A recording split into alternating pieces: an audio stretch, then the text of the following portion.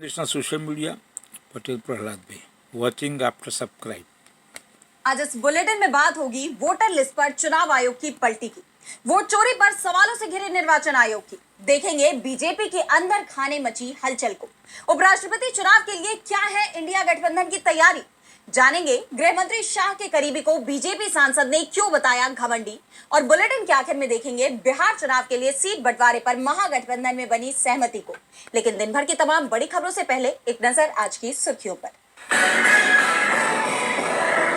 कांग्रेस के प्रदेश अध्यक्ष अजय राय ने बीजेपी पर साधा निशाना, बोले जो लोग चोरी करके जीते चुनाव जनता उनका दे रही जवाब। 8 सितंबर को एसआईआर पर सुप्रीम कोर्ट में फिर होगी सुनवाई। पिछली सुनवाई में कोर्ट ने दावे और आपत्तियों की खत्म कर दी थी डेडलाइन। 30 सितंबर को जारी होगी फाइनल वोटर लिस्ट। उपराष्ट्रपति चुनाव में एआईएमआईएम प्रमुख असदुद्दीन ओवैसी ने इंडिया के उम्मीदवार बी सुदर्शन रेड्डी को दिया समर्थन। 9 सितंबर को होंगे मतदान। जापान की सियासत में भूचाल, प्रधानमंत्री शिगेरू इशिबा ने दिया इस्तीफा। बहुमत खोने के बाद पद से हटाने की हुई थी मांग। ये तो थी सुर्खियां। अब बात आज की सबसे बड़ी खबर की। चुनाव आयोग राहुल गांधी के दबाव में आ गया है। कांग्रेस सांसद राहुल गांधी वोटर लिस्ट को लेकर एक के बाद एक बड़े खुलासे कर रहे हैं, जिससे आयोग ही नहीं बीजेपी भी बुरी तरह घिरती जा रही है। हालात ये है कि अब चुनाव आयोग ने भी अपने फैसले से पलटी मार ली, जिसे राहुल गांधी के साथ साथ पूरे इंडिया गठबंधन की जीत के तौर पर देखा जा रहा है। तो क्या है पूरी खबर, जानेंगे इस रिपोर्ट में। राहुल गांधी ने पहले कर्नाटक की महादेवपुरा विधानसभा सीट में बड़ी धांधली का खुलासा किया। सबूतों के साथ बताया कि एक सीट पर वोटिंग लिस्ट में 1 लाख से ज्यादा वोटों की हेराफेरी होती है और ये सारे वोट बीजेपी को मिल जाते हैं। अब राहुल गांधी एक और दावा कर चुके हैं, हाइड्रोजन बम फोड़ने का। महादेवपुरा सीट तो सिर्फ न्यूक्लियर बम थी। राहुल के दावे से चुनाव आयोग पूरी तरह से अब बैकफुट पर दिख रहा है, क्योंकि राहुल ने चुनाव आयोग की वोटिंग लिस्ट सामने रखते हुए बताया था कि एक कमरे के मकान में कई वोटर बनाए गए और सबसे बड़ी बात तो ये कि इन लोगों ने वोट भी डाला। चुनाव आयोग ने हर बार की तरह राहुल के दावे को झूठा बताया।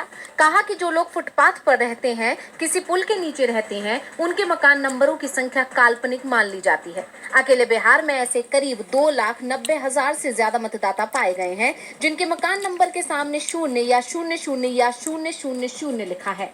ऐसे में चुनाव आयोग पर भी सवाल उठने लगे कि एसआईआर में जो दस्तावेज उसने बिहार के मतदाताओं से मांगे थे, वो दस्तावेज पुल के नीचे रहने वाले या फुटपाथ पर सोने वालों के पास कहां से आए, क्योंकि जो लोग घरों में रहते हैं वो दस्तावेज उनके पास में भी मुश्किल से ही उपलब्ध हो पा रहे हैं। ऐसे में जो हजारों की संख्या में मतदाता एसआईआर में शामिल हो गए, उनके पास वो दस्तावेज कहां से आए। चुनाव आयोग ने इन सवालों का जवाब नहीं दिया। अब विपक्ष की तरफ से दावा किया जा रहा है कि वोटिंग लिस्ट में जो धांधली पकड़ी गई है उसे छिपाने की कोशिश जरूर चुनाव आयोग की तरफ से की जा रही है। चुनाव आयोग अब हर व्यक्ति को अलग अलग काल्पनिक नंबर देने की तैयारी में है।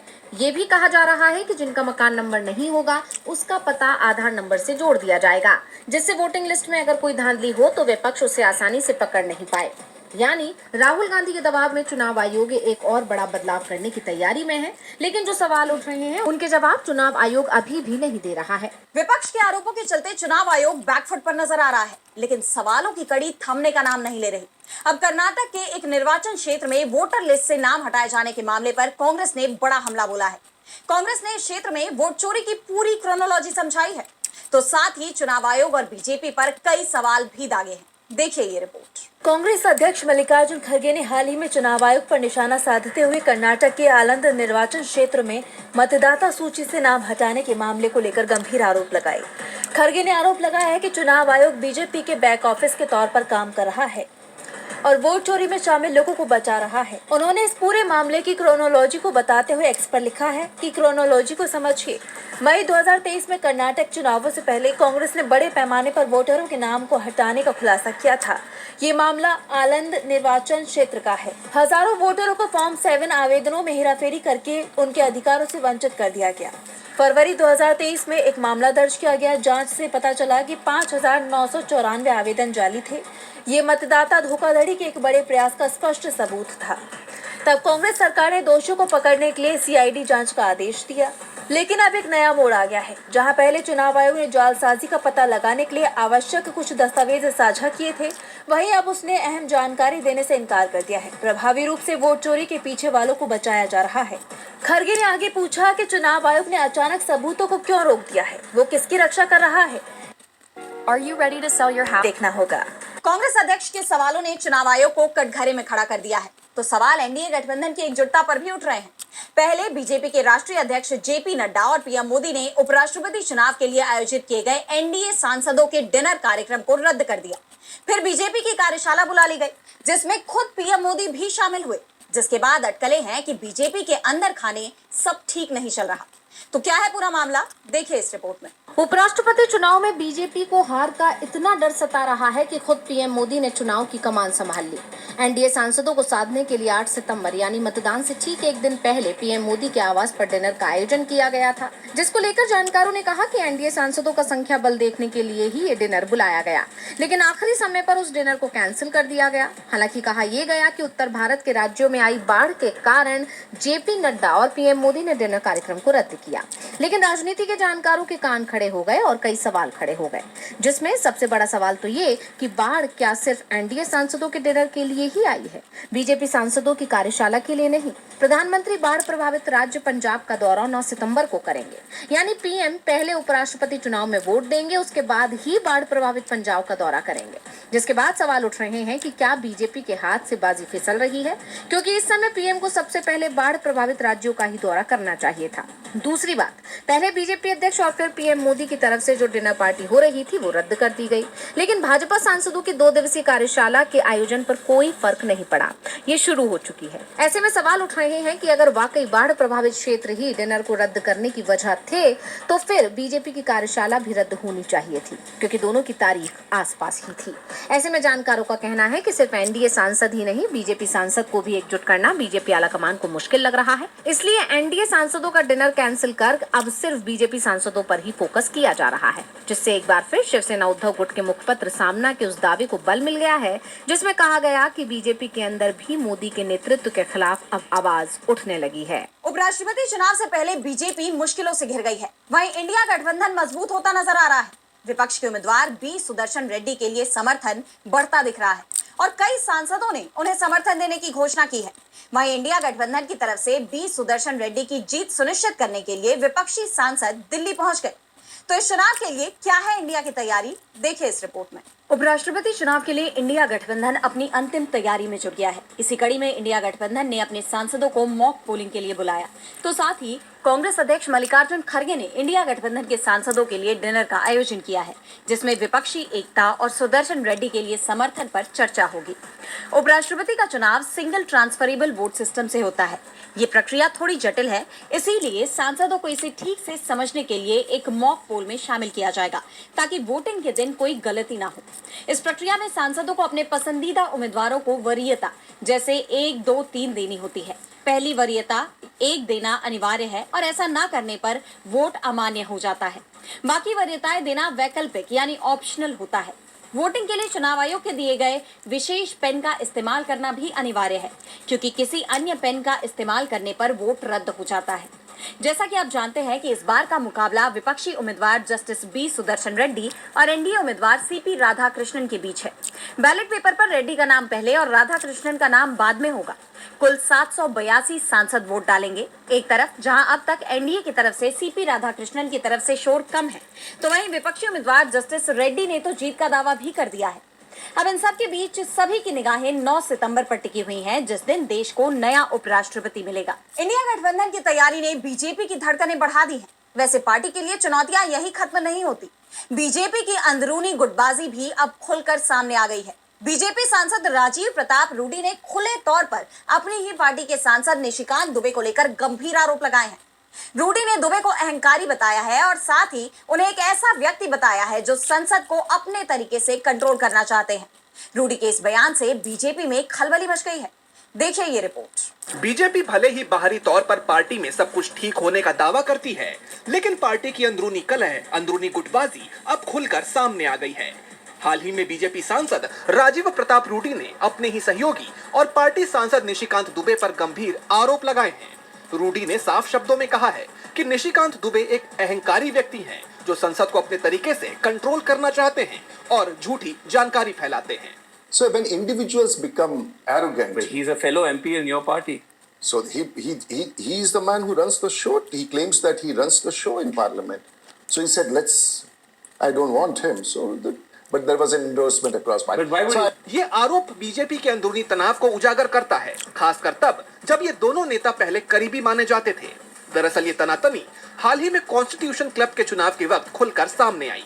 इस चुनाव के दौरान रूडी और hey, listen, if you उम्मीदवार थे।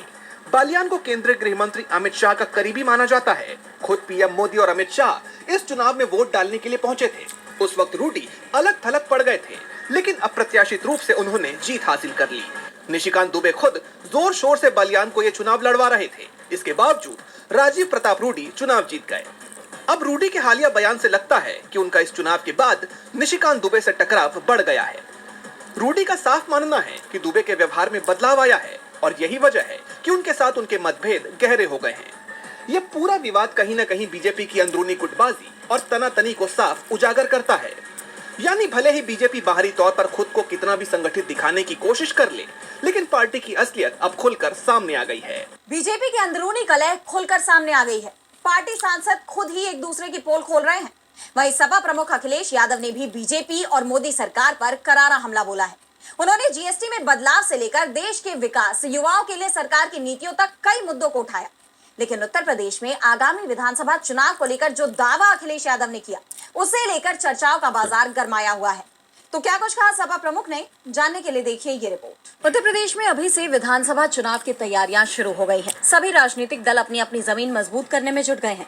लेकिन जैसे जैसे चुनाव नजदीक आ रहे हैं, बीजेपी की जमीन खिसकती दिखाई दे रही है। इसे लेकर सपा प्रमुख अखिलेश यादव का बड़ा बयान सामने आया है। उन्होंने कहा, ये पहले अयोध्या से हारे, लगता है ये लखनऊ से भी हारना चाहते हैं। ये अयोध्या से इसलिए हारे कि ये अयोध्या के किसानों पे इन्होंने अन्याय किया, वहाँ के व्यापारियों पे अन्याय किया, दुकानदारों पे अन्याय किया। और अगर उन्हीं पे इसी तरह अन्याय यहाँ पर होता रहा उसी तरह का, तो देख लेना आप, अयोध्या की तरह ये लखनऊ भी हारेंगे। उन्होंने तो यहाँ तक कह दिया कि अब मुख्यमंत्री योगी को ही आउटसोर्स करने की जरूरत है। आगामी 2027 का विधानसभा चुनाव जनता का बदलाव लाने वाला जनादेश साबित होगा। जब भाजपा जाएगी तभी देश का विकास होगा। इसके अलावा सपा प्रमुख ने किसानों की जरूरतों पर बात करते हुए सरकार पर गंभीर आरोप लगाए। उन्होंने कहा कि किसानों को खाद, डीएपी इसलिए नहीं मिल रही है क्योंकि उसमें पीडीए शब्द है। यही वो लोग हैं जो सबसे ज्यादा खेती करते हैं। इस सरकार के रहते किसानों की आय दोगुनी नहीं होगी। यानी उन्होंने पहला तो सरकार को पिछड़ों का विरोधी बताया ही, साथ ही उसकी नीतियों पर भी सवाल खड़े किए। उन्होंने जीएसटी में बदलाव के सरकार के हालिया फैसले पर भी सवाल उठाए। अखिलेश यादव ने कहा कि दुनिया में इकलौता कानून जीएसटी होगा जिसमें इतने संशोधन हुए हैं। लेकिन सवाल यह है कि अब तक सरकार ने किसको मुनाफा कमाने दिया। स्लैब कम हो जाने से मुनाफा और महंगाई कम नहीं होगी।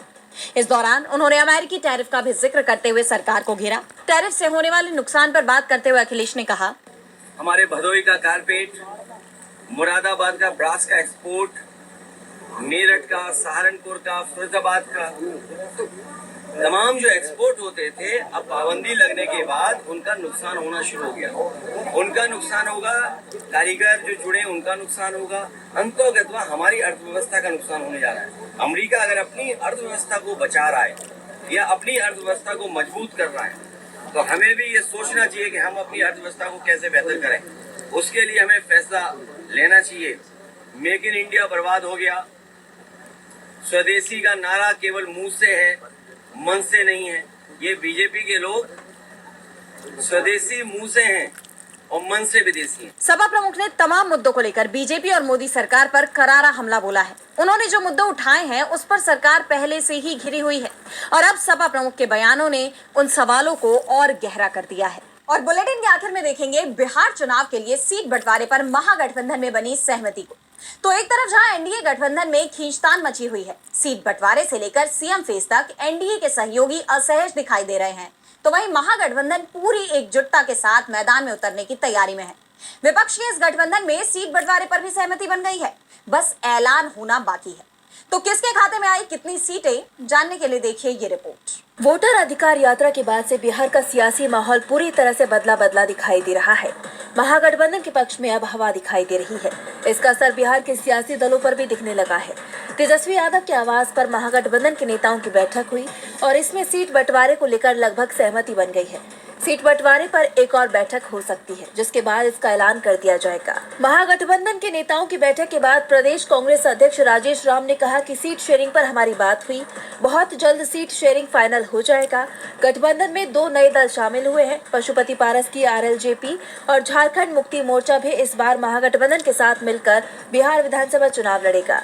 सीट बंटवारे पर बिहार कांग्रेस के प्रभारी कृष्ण अल्लावरू ने कहा कि सीट बंटवारे में संख्या बल मायने नहीं रखता। नए पार्टनर आ रहे हैं तो उनको एडजस्ट करना है। हर पार्टी को थोड़ा त्याग करना पड़ेगा, तभी हम पार्टनर को ला सकते हैं। इस बीच जो खबरें सामने आई हैं उसमें साफ हो गया है कि कांग्रेस और RJD को बड़ा त्याग करना पड़ेगा। 2020 के विधानसभा चुनाव में RJD 144 और कांग्रेस 70 सीटों पर चुनाव लड़ी थी, लेकिन इस बार इन दोनों ही दलों की सीटें कम हो सकती हैं। जो फॉर्मूला तैयार हुआ है उसमें RJD को 137 से 140 सीटें मिल सकती हैं, तो वहीं कांग्रेस को 57 से 60, CPI-ML को 21, VIP को 10, RLJP को 5, CPI को 4, CPM को 4, JMM को 2 सीट मिल सकती है। कौन सी पार्टी किस सीट पर उम्मीदवार उतारेगी, इस पर भी सहमति बन गई है। 15 से 20 सीटें चिन्हित की गई हैं, जहां गठबंधन के अंदर अदला बदली की जाएगी।